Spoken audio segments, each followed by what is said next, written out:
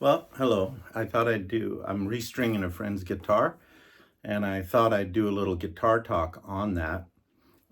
How to how to properly string a classical guitar.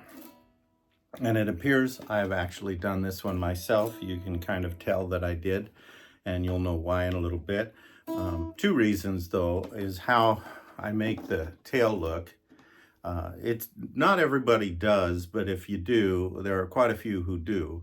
If you do it this way, it'll say, I know how to do it. And also the strings of choice. These happen to be Hanebach Flamenco Classical Super High Tension strings. I like them because they produce a great tone. So the first process when restringing a classical guitar is similar to tuning a banjo. You use wire cutters. And I just snip them right off. I know a lot of people worry about that, but if a guitar is well made, it shouldn't be a problem. And that's where it starts. Then you just start taking them off. So I think I'll take a minute and I'll take these off and get the others set up and be right back. Now, there's another step in stringing a guitar that I always take. On all of my instruments, classical or otherwise, and that is I do two things. I oil the fretboard with, this is the Taylor fretboard conditioner.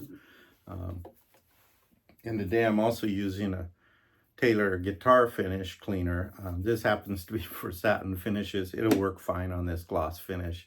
I've done it before. It just so happens to be that's what I have because of the satin finish on my Taylor 12 string. So I just take this and I open it and I just put a spot in each fret and wipe it in, okay? Which I'm going to do and spare you the process of having to watch me do it. And the same deal on this, I just spray it on the finish and wipe it around with some sort of soft cloth. This happens to be a microfiber chamois type thing, and I just do that, and I do it on the front, the back, the sides, the neck, and the headstock. The reason I do it whenever I change strings, it's a great time. The strings aren't in the way.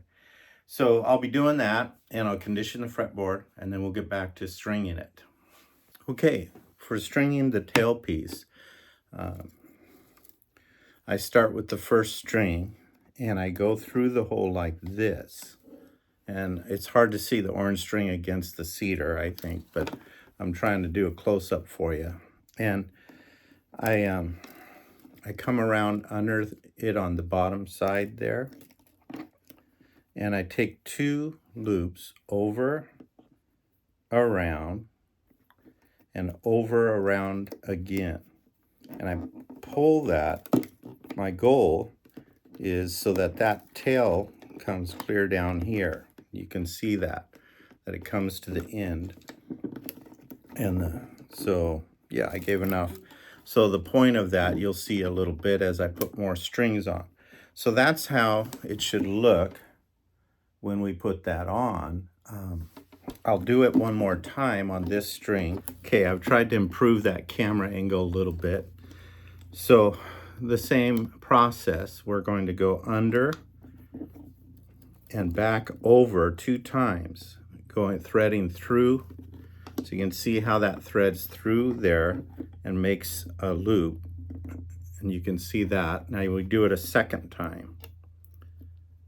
And we come like that. And we end up with this long tail because we can pull it clear down to the edge of the bridge here. And what will happen as we do the other strings is they'll all go around each one's tail, and it'll all be trapped in there so there's nothing loose sticking out. And the last one will be short, and we'll make sure and snip them all off even. And so that's how the tail goes on. I'm going to string the headstock next so you can see that. And then I'll put all the non-wound strings on, and I'll come back when it's time to do the wound string to show you how that goes on. And then at the very end, we'll we'll snip the ends. So if we come to the headstock, I push it through, coming down. Now on the smaller strings, the E and the B, the first and second strings, I loop them through twice. Now, incidentally, on a steel string, I'd have my fingers here holding this up, but on nylon strings such as these, they stretch so much that they'll be stretching for a couple days, getting till they hold their tuning. They do that so much that I just put them flat right onto the nut and let them do that. So I go back down inside the hole again on the two smallest unwound strings. Those are only strings I do that to, the first and second, the E and the B string. And then I come up and I feed it backwards under the string. So you could come clear up to the nut if you like. And I go under the string and I pull it back against this. So maybe you can see that knot. And that way when I tune it to tighten it, you can see it's going the right direction and it pinches down on that string and holds it in place. And so the string's there and it will not slip.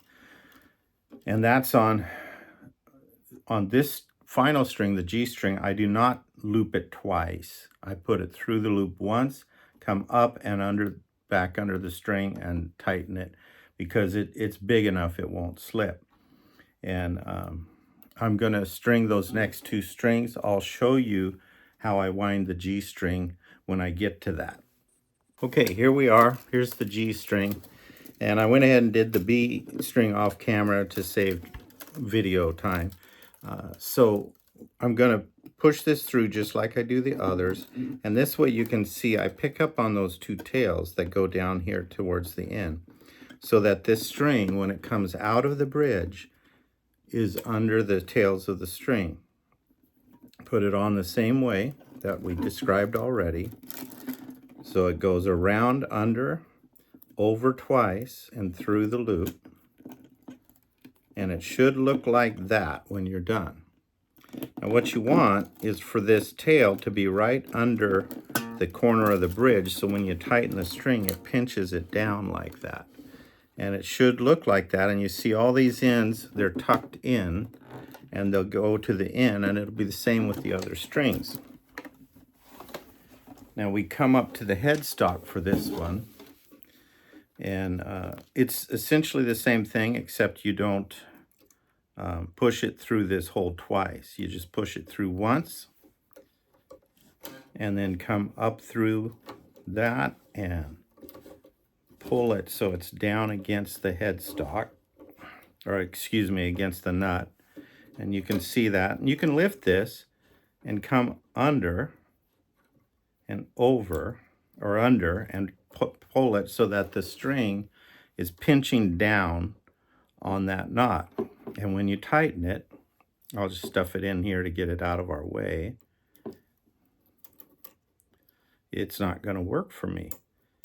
It's kind of amazing I can do this with such chubby fingers. And when you tighten it, you can see it's pulling down on the string. And that's all the tension it needs to keep from slipping, and it won't slip. So I want to show you how we do the D string.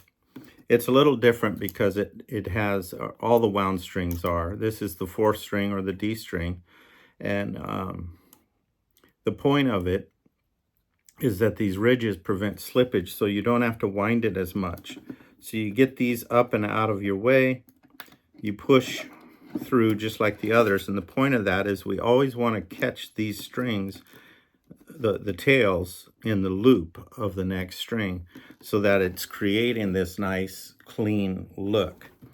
And in the process, I didn't do it on this one, but sometimes you might even have enough left over. If something breaks up at the top, you could find more slack, but that's not how this one broke. So I come over, instead of coming around below, I come over top, and I'm only making one loop. And I come through like that, so that it, and I pull my tail to the end, so that when I pull this, the goal is that I have the back of the loop hanging over this edge like that, and pull that string, and you see how it pinches it? And I'm going to just pull on this tail to get it on top of the, on top of the tails. And I do that because I just want it to look nice. I'm sure there are ways to put them on where they don't look nice, but I want my guitars to look nice. So that's how that's done. You can rewind that and see it. What I think I'll do is I'll hook this on the headstock just as I showed you on the G string. It's the same way. You just pull it through and back and start winding.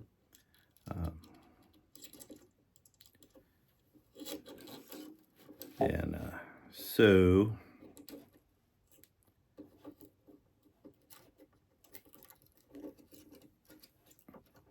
once again, I'm not afraid of just letting it sit there because it will stretch over time. And I come around and under the string and pull it so that it's got a grip on that, and just tighten, and the string is there. So I'm going to put the next string on, and then I'll do the E string last so that we can show how it grabs everything, and then I'll finish stringing it, and we'll snip all the pieces and tune it up and see how it sounds. Okay, I'm going to show us how we put the last string on the tailpiece for the sake of lining all these strings up inside the loop. You can see the pattern that's happening here, and the point of it is all the lines go this way, and when you snip them off, it'll be nice and clean there and look good, which we will see. I will not bother with filming the headstock part of this string because it's the same way that all the other strings go in, and you should be able to figure that out by now.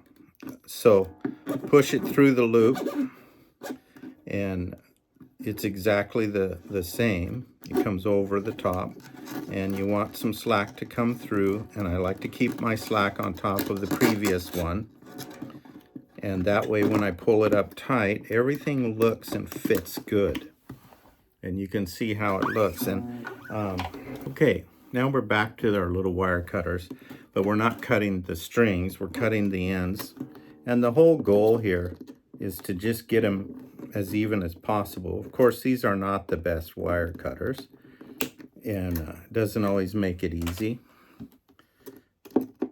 And I just snip them, and I have a little trash can here for the ends.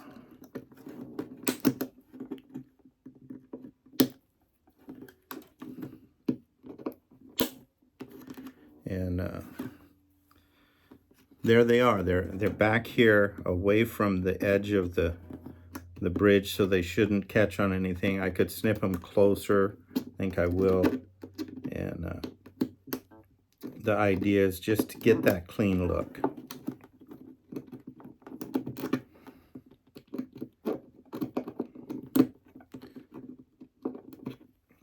And so I'll snip them all this length. It doesn't hurt to leave them long. I just like to get all mine clipped back tight and close. And that's what I tend to do with everything. And I usually snip these strings from the back side. So I usually snip these strings from the back side. You can see how hairy they are. So if we just start with this A string, and I just get right in there and snip the, obviously you have to snip the dangling piece, not the tight piece. If you snip the tight piece, you just cut your string and you have to start all over again. And so I just snip them off close and have everything clean and nice looking. So I'm going to finish that and then tune this up and make some final comments. We'll see how it sounds. Okay, here we are. And as you can see, everything's snipped off as I described, and everything looks clean and orderly at the tail like that. and the headstock, all the hairs trimmed. It's nice to give your guitar a good haircut. Now, you don't have to string your guitar like this. I mean, I'm not saying my way is the only way. There are plenty of guitar players, and some of them very good, I'm sure better than me, that string their guitars differently or don't trim all the ends off. And some guys like to wind them and leave them there, and there are all kinds of old wives' tales about it affecting the tone. It doesn't, but they can. On my guitars, I want everything clean and orderly looking. It's just makes for the experience, it causes the guitar playing experience to be better. Also, you don't have to polish or condition the fretboard. You should. You should condition the fretboard because it doesn't have anything on it protecting the wood, and you don't want it to dry out and start cracking and doing other things. So it's a good practice.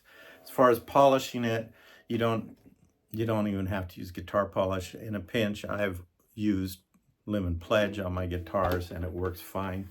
And it's probably already out of tune because as I told you, there's a lot of process with nylon strings. Now you can pull the strings like that. That sounded bad. And loosen them and put some extra tension on them and then retune each time. I'm going to have to tune before we can really see what this sounds like. And but that's the process. And like I said, I'm not saying you have to do it this way. It's the only way. I'm just saying this is how I do it. And over the years, I found it to be a very good way. And once the strings are in place, and being nylon strings, this tuning is going to have to be something you do every time you pick it up and play it. And so I would say if you're playing every day, you're going to have to do this for, 3 days to a week before it sets in. And I say 3 days to a week because when I play every day, I could play a couple hours sometimes. Maybe 3 is probably my average, 3 hours a day. But it sounds nice. And I would actually check the tuning. Sometimes if I'm playing 3 hours, I'm going to tune it several times in that 3 hours. If I needed to be able to use the guitar for something, like I put strings on it on a Friday and Sunday morning I'm playing, I'll do that and I'll tune it several times, and pretty soon it'll set in and I can trust it.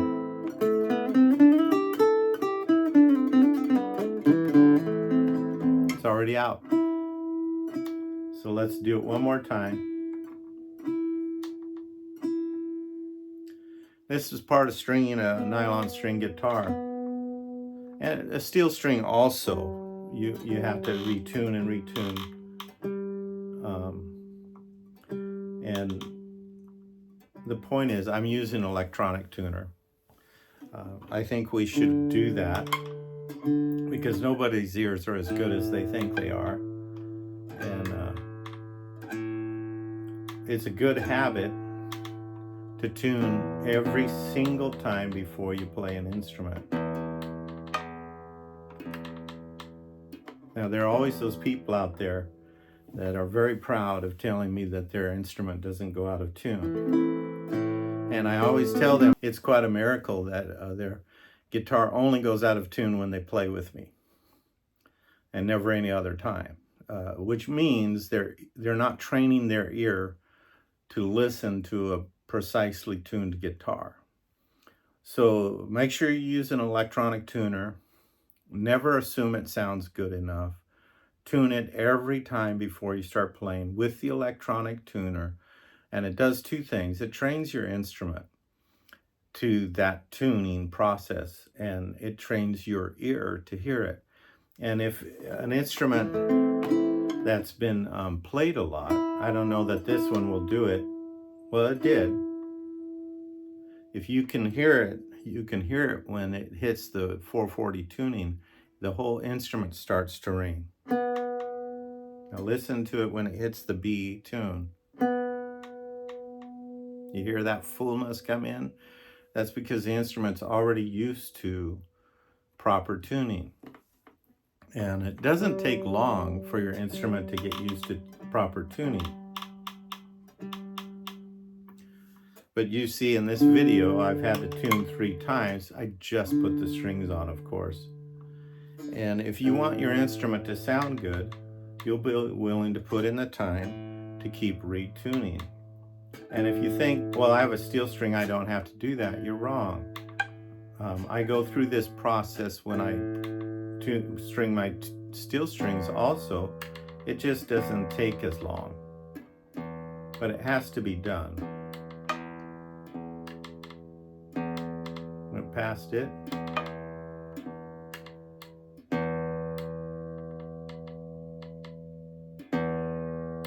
There it is, you hear that ring. So,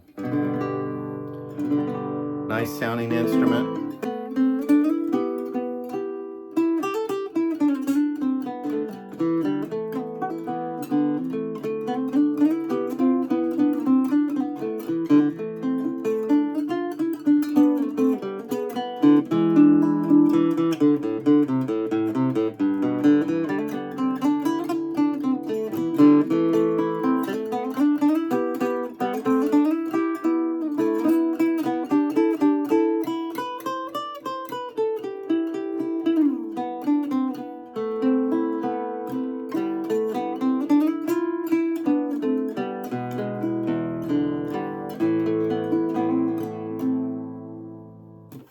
Well, I hope you've enjoyed that and found it useful.